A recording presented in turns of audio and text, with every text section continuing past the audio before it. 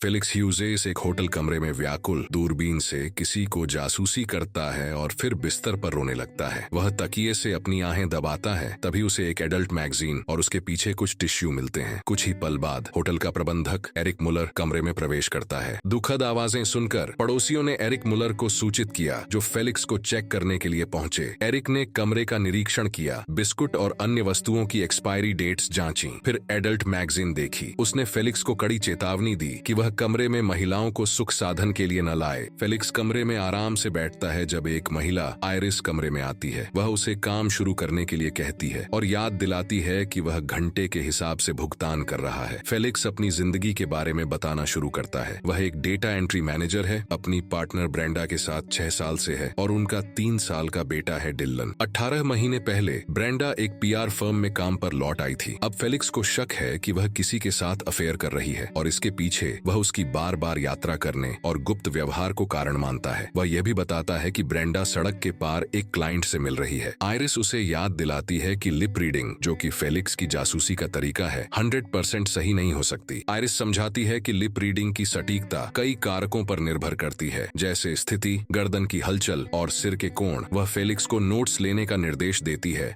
जबकि वह lip reading करती है। दूरबीन से देखती हुई वह 2 काले सूट में आदमी और उनके पीछे एक महिला देखती है। आयरिस उस महिला का वर्णन करती है और फेलिक्स पुष्टि करता है कि वह उसकी पत्नी ब्रेंडा है। सूट में पहने हुए पुरुष चले जाते हैं और एक नया आदमी आता है, डिमित्री नोवाक, जो 6 फीट 1 इंच लंबा, पतला, जैतून जैसे रंग की त्वचा वाला और घने बालों वाला है। फेलिक्स उसे पहचानता है। यह वही आदमी है जिसके साथ वह अपनी पत्नी के अफेयर का शक करता है। आयरिस, जो डिमित्री से प्रभावित लगती है, बताती है कि ब्रेंडा उससे पूछ रही है कि क्या वह ब्लाइंड्स बंद करना चाहता है। ब्रेंडा सुझाव देती है कि वे अंधेरे में कुछ करें। यह स्पष्ट नहीं होता कि वह इसे देखने की बात कर रही है या उसे चूसने की। डिमित्री अपनी जैकेट उतारते हुए बेपरवाही से जवाब देता है कि उसे कोई फर्क नहीं पड़ता। अचानक दरवाजे पर दस्तक होती है। फेलिक्स प्रबंधक की चेतावनी को याद करते हुए कि कमरे में महिलाओं का होना मना है, जल्दी से आयरिस से कहता है कि वह अलमारी में छुप जाए। आयरिस अलमारी की बजाय बाथरूम में छिपने का निर्णय लेती है। होटल के प्रबंधक एरिक ब्रेकफास्ट मेन्यू के साथ आते हैं और कमरे में किसी महिला की तलाश करते हैं। वह बाथरूम चेक करते हैं, लेकिन दरवाजा बंद होता है तो वह मास्टर की का उपयोग कर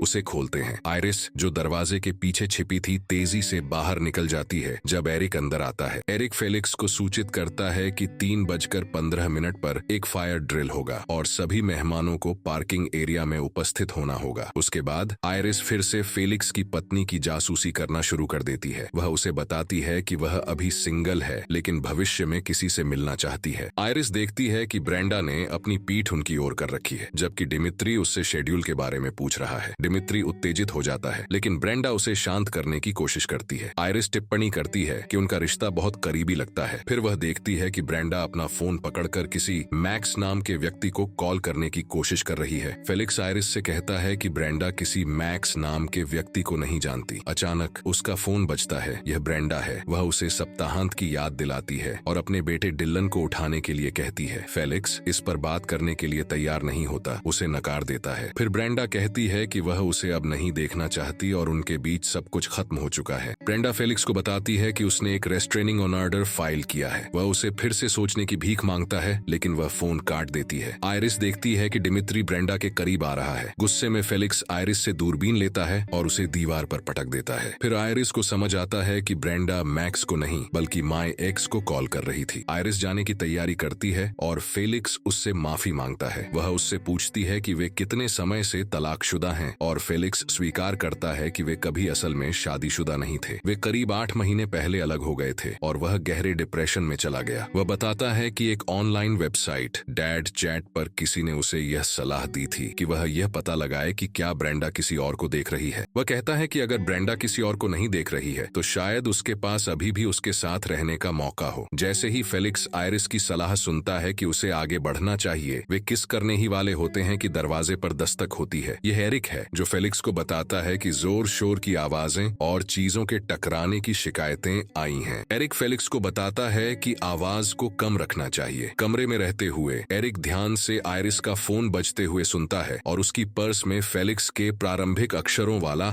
एक पेन ड्राइव देखता है। एरिक उस पेन ड्राइव को अपने लैपटॉप पर चेक करता है और पता चलता है कि आयरिस ने उसकी जासूसी की है। इस बीच आयरिस फिर से ब्रेंडा और डिमित्री की जासूसी करना शुरू करती है और फेलिक्स को बताती है कि वे लैपटॉप पर कुछ देख रहे हैं। डिमित्री यह टिप्पणी करता है कि यह 3 सालों से बन रहा है। फेलिक्स आयरिस को अपने लैपटॉप पर स्पाई फुटेज दिखाता है। आयरिस टकराव से बचते हुए खिड़की खोलती है और एक ड्रिंक लेने के लिए दौड़ जाती है। फेलिक्स उसे ईमानदार होने के लिए कहता है। अंत में आयरिस स्वीकार करती है कि डिमित्री के अभियानों के कारण उसकी सुरक्षा बढ़ा दी गई है। उसकी टीम फेलिक्स के अस्थिर व्यवहार को लेकर चिंतित हो गई थी। आयरिस खुलासा करती है कि उसे यह सुनिश्चित करने के लिए हायर किया गया था कि फेलिक्स एक खतरा न हो। उसकी जासूसी करते हुए उसने महसूस किया कि वह फेलिक्स को ब्रेंडा से बेहतर समझती है और वह उससे संपर्क करना चाहती थी। वह यह स्वीकार करती है कि वही थी जिससे फेलिक्स डैड चैट पर बात कर रहा था। जब आयरिस अपना सामान लेकर जाने की तैयारी करती है तो वह फेलिक्स से कहती है कि उसे नहीं लगता कि ब्रेंडा और डिमित्री का अफेयर है। जैसे ही आयरिस जाने वाली होती है, फेलिक्स उसे रोकता है और वे किस करते हैं। अचानक बाहर से एक गोली चलने की आवाज आती है। फेलिक्स खिड़की से बाहर देखता है कि डिमित्री को गोली मारी गई है। आयरिस फेलिक्स को एक हेयर ड्रेसर फेंकती है और किसी से कहती है। अब एक तेज मोड़ में फेलिक्स को सिर में गोली मारी जाती है। आयरिस दरवाजा खोलती है और एक आदमी अंदर आता है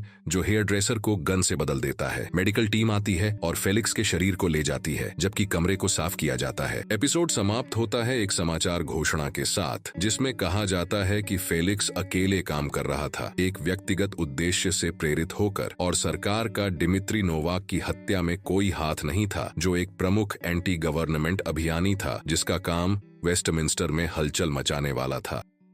चैनल को लाइक और सब्सक्राइब करना न भूलें।